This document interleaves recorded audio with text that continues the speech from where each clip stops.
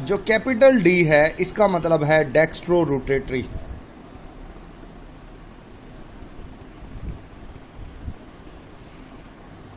और इसका मतलब है levo rotatory. Dextro rotatory and levo rotatory, इसका मतलब ये है बेटे कि एक होता है डेक्स्ट्रो रोटेटरी और एक होता है लीवो रोटेटरी। अब नेचर में ज्यादातर डेक्स्ट्रो रोटेटरी होते हैं, लीवो रोटेटरी नहीं होते।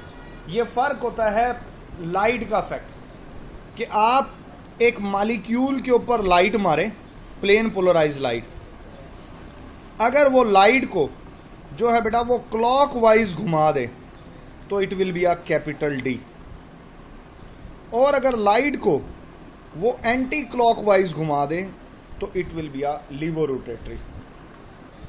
ये बात आपने याद रखनी है, लाइट का इफेक्ट होता है ये जस्ट, ठीक है। ये प्लेन पोलराइज लाइट के इफेक्ट की वजह से आप उसको डेक्स्ट्रो रोटेटरी या लीवो रोटेटरी का नाम देते हो।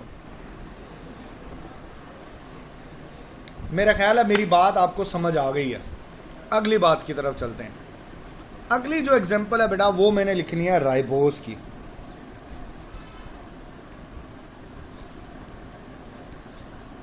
ये बड़ी इंपॉर्टेंट है। देखें राइबोस को अगर आप देखो तो ये इसका रिंग कुछ यूं होता है,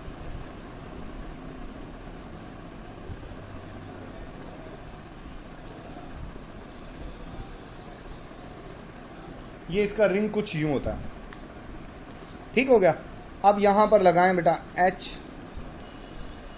OH H OH H OH CH2 OH और यहां पर आ जाएगा H। It is a ribose, ठीक हो गया। ये रिंग फॉर्म में ऐसा पाया जाता है। अच्छा, अब एक होता है डीऑक्सी राइबोस।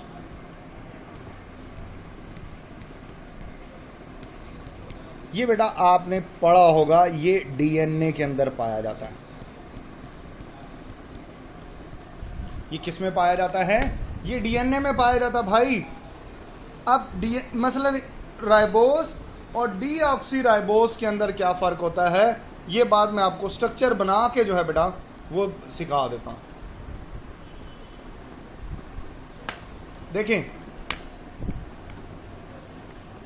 देखो बेटा ये मैं बना रहा हूं राइबोस।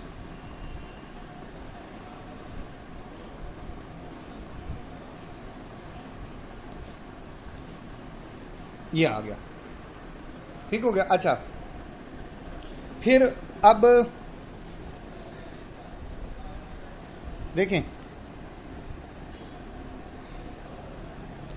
इसमें मैं लगाता हूं H OH H H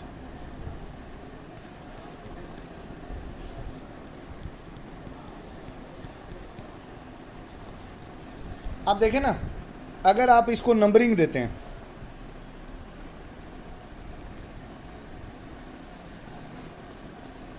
देखें ये नंबर 1 2 3 4 एंड ये 5, ठीक हो गया। अब देखें बेटा, अब ये नोट करेंगे जो 2 है, 2 इसके अंदर यहां ये सिर्फ H है, यहां 2 में OH है। 2 में क्या है? OH। यहां पर एक ऑक्सीजन जो है, ऑक्सीजन क्या है बेटा, वो मिस है।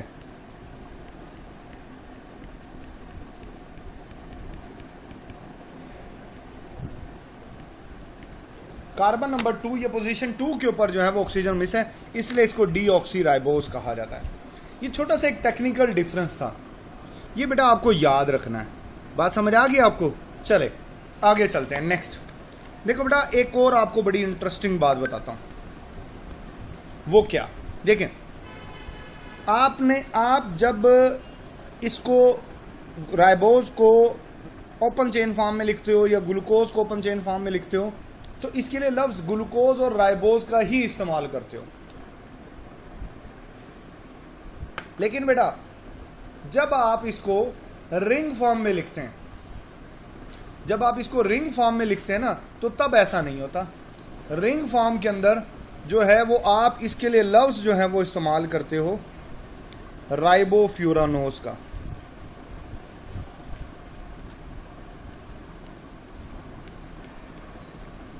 राइबोफ्यूरानोज का। और ग्लूकोज के लिए आप इस्तेमाल करते हो ग्लूकोपायरानोज, ये आप यूज करते हो। ठीक हो गया।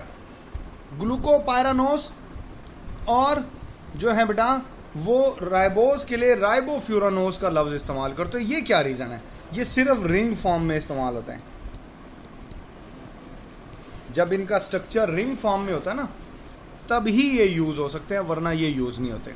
अच्छा चले कोई बात नहीं, आगे बताता हूं इसकी रीजन क्या। देखो बेटा ये जो रिंग है ना, ये वाला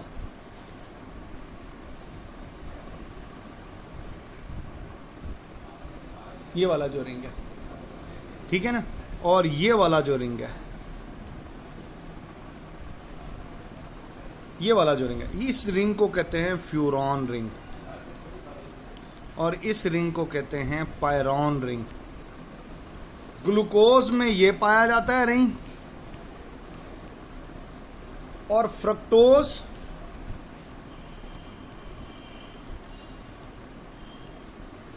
और राइबोज में ये फ्यूरॉन रिंग पाया जाता है। इसलिए फ्रक्टोज के लिए भी फ्रक्टोफ्यूरानोज, राइबोफ्यूरानोज ये लफ्ज इस्तेमाल होते हैं। और ग्लूकोज के लिए ग्लूकोपायरानोज, गैलेक्टोपायरानोज, गैलेक्टोज में भी ऐसे ही होता है,